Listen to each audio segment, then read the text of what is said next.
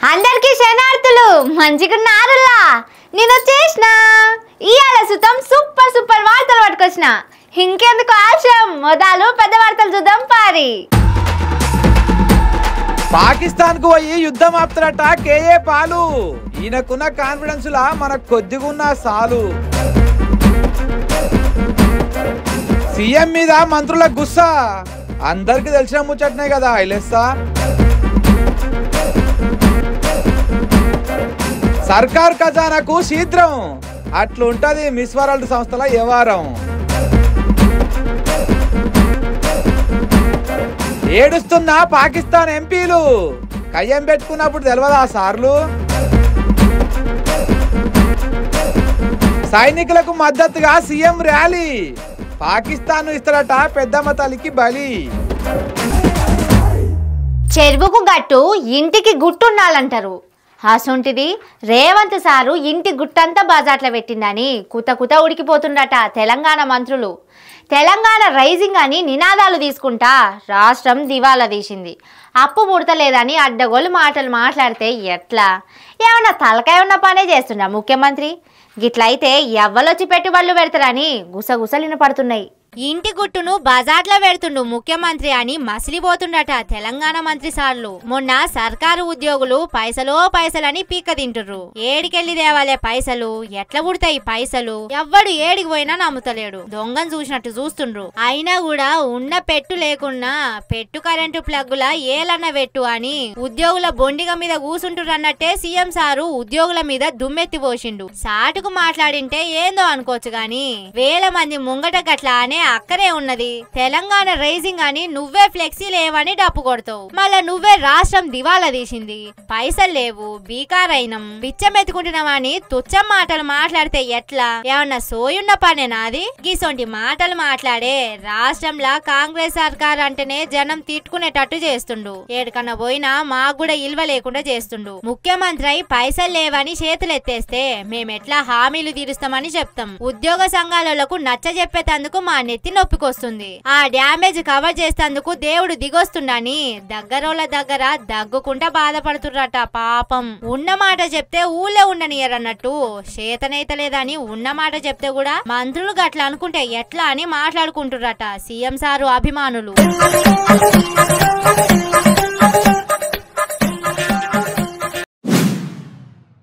సొమ్మోకల్ది సోకొకల్ది అంటారు చూడుర్రి హగో miss world ముచ్చట అట్లనే ఉన్నదంటుర్రు ఖర్చు తెలంగాణ సర్కార్ది సోకులు వాళ్ళే ఉన్నట్టున్నది మిస్ వరల్డ్ పోటీల కోసం సిటీని ముస్తాబు చేసేందుకే మస్తు పైసలు వారబోస్తుండ్రు వాళ్ళు తిండి తినక తిప్పుకొచ్చి ఫోటోలు దించనీకే కోట్ల రూపాయలు ఎగేస్తుండ్రు పోటీలు ఏమిట్లకు ఏం పెట్టకముందే ఖజానాకు 500 కోట్ల శీఘ్రం పడ్డదని సెక్రటేరియట్ దిక్కు గుసగుసలు వినబడుతున్నాయి ఆవాలంటే నాకు తెలియదా పనసకాయంత పెద్దగుంటాయని బడాయి కొట్టిండట వెనకటెవలో పెద్ద మనిషి హగో అందాల పోటీలు పెడుతున్న దాని మీద తెలంగాణ సర్కారు ముచ్చట గట్లనే ఉన్నది తెలిసి తెలవని తనమంతా బయట పెట్టుకుంటున్నది 10 తారీఖు సంధి తెలంగాణలో అందాల పోటీలు పెడుతుర్రు దీనికోసం ఏం తక్కువ 700 కోట్లు జమ చేసుకోవాలని మిస్ వార్డు సంస్థ ప్లాన్ వేస్తున్నది దునియా మీదున్న పెద్ద కంపెనీలు ఇచ్చే స్పాన్సర్షిప్ ఒప్పందాలతోటి సంస్థకు 4 నుంచి 500 కోట్ల ఆమ్దాన్ వస్తదని అంచనా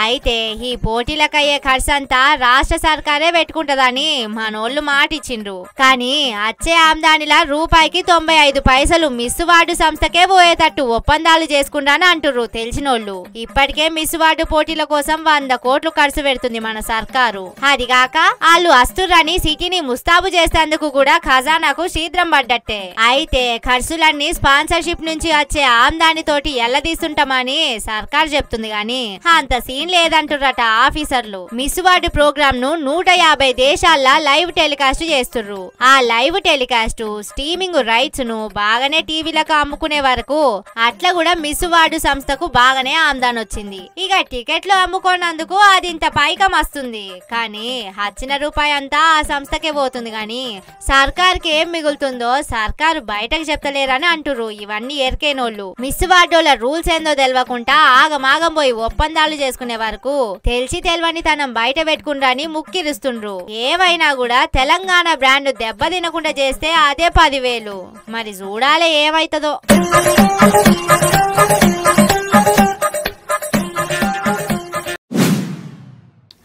మొగుణ్ణి అని మొలకలకు పోయి ఎలకను చూసి ఎల్లెనకల పడ్డాడట వెనకటోడు. హాగో పాకిస్తాన్ వాళ్ళ బడాయి కూడా గట్లనే ఉన్నది. ఎట్నుంచి బాంబులు వచ్చి పడతాయో తెలియక ఆగమైతుండ్రు. బాంచనైతం మమ్మల్ని కాపాడుండ్రని ఏడుస్తుండ్రు. మొగండి కొట్టి మొర మొర అన్నదట. హాగో గట్లుంది పాకిస్తాన్ వాళ్ళ వ్యవహారం. అర్రే గిచ్చి కయ్యం పెట్టుకున్నదే కాకుండా దొంగ ఏడుపులు ఏడుస్తుండ్రు. ఇప్పుడు సింపతి కొట్టేసేందుకు పాకిస్తాన్ లీడర్లు భారత్ ను బద్నాం చేస్తుంటే అక్కడి ఎంపీలు కొంతమంది అక్కడి ప్రభుత్వాన్ని నిలదీస్తుండ్రు. భారత్ దాడులకు భయపడి పోయి ఎక్కెక్కి ఏడుస్తుండ్రు.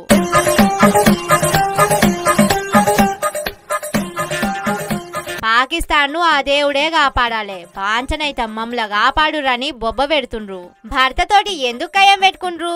మాట ముచ్చటతోటి పంచాది తెంపుకోవాలి గాని యుద్ధానికి ఎందుకు దిగిండ్రు? దీని వల్ల మొత్తం పాకిస్తానే నాశనం అయ్యేటట్టుంది. ఈ యుద్ధంతో దేశాన్ని ఏం చేద్దాం అనుకుంటుర్రని అక్కడి అధికార పార్టీని నిలదీస్తుండ్రు ఎంపీలు.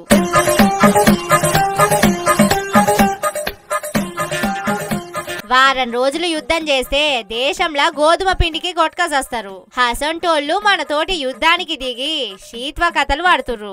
వాళ్ళకు గట్టిగా బుద్ధి చెప్పి ఆ దేశాన్ని ప్రపంచ పటంలో లేకుండా చేస్తే గాని మనకు ఊకూక చెవికాడ జోరిగా లెక్క ఆ దేశంతో పంచాదు ఉండదని సలసల మసులుతున్న నెటిజన్లు కామెంట్లు చేస్తుర్రు.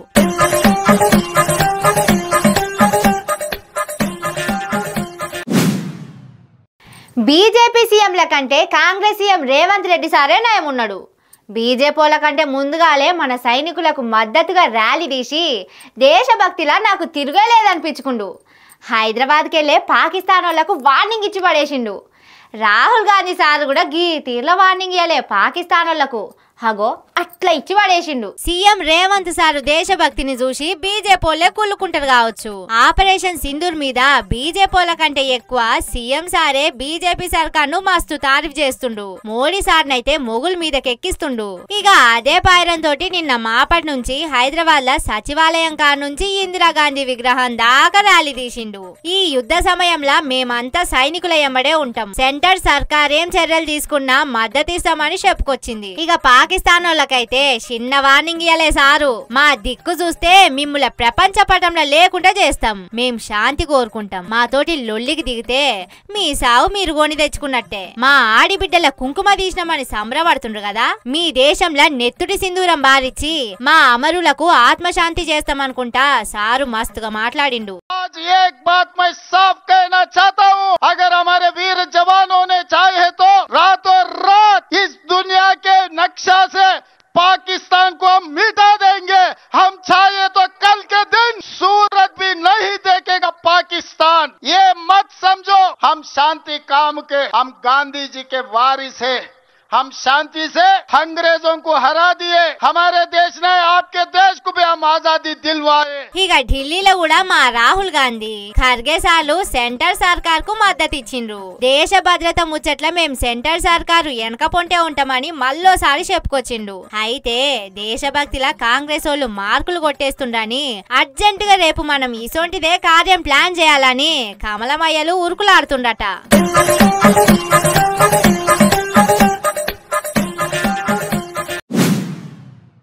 ప్రపంచ యుద్ధాలు ఆపేటందుకు పుట్టిండయా కేపాల్ సారు.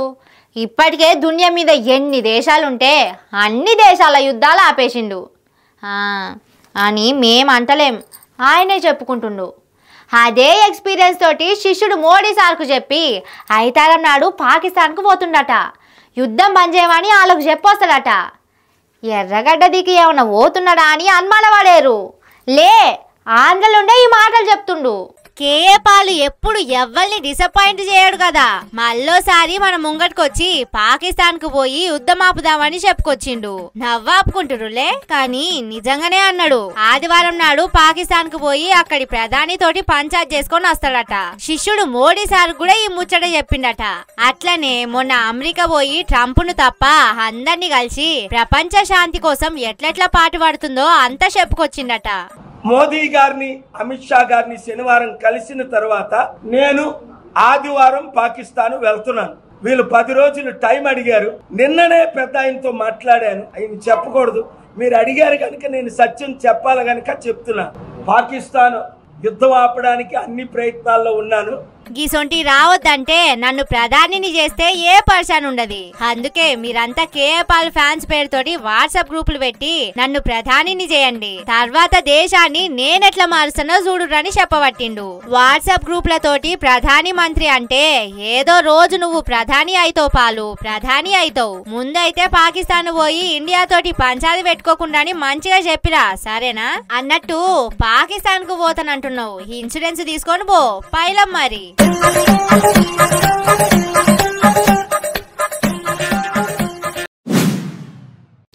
ఉర్మి మంగళ మీద పడ్డట్టు భక్తులంతా పోయి కరాచీ బేకరీ మీద వాడుతుండ్రు.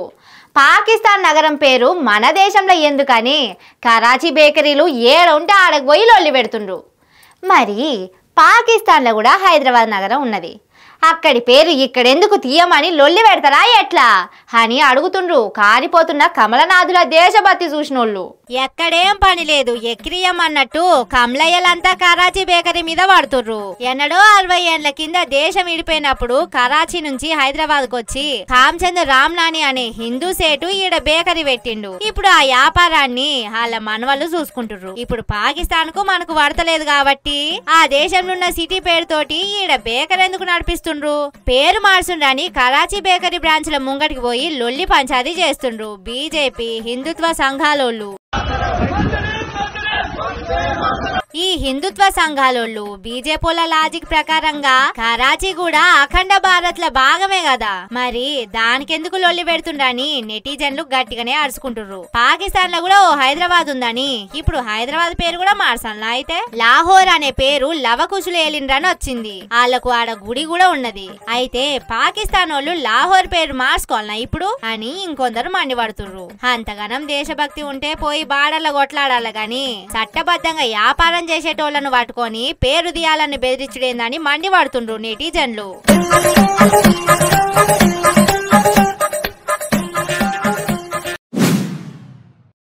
ఇవి అల్టి ముచ్చట్లు. ఇంకిని కత్త నాకు ముచ్చట్లతోటి మళ్ళొస్తా. చూస్తూనే ఉండుర్రి మన తీన్మార్, ఇదే అసలు తీన్మార్.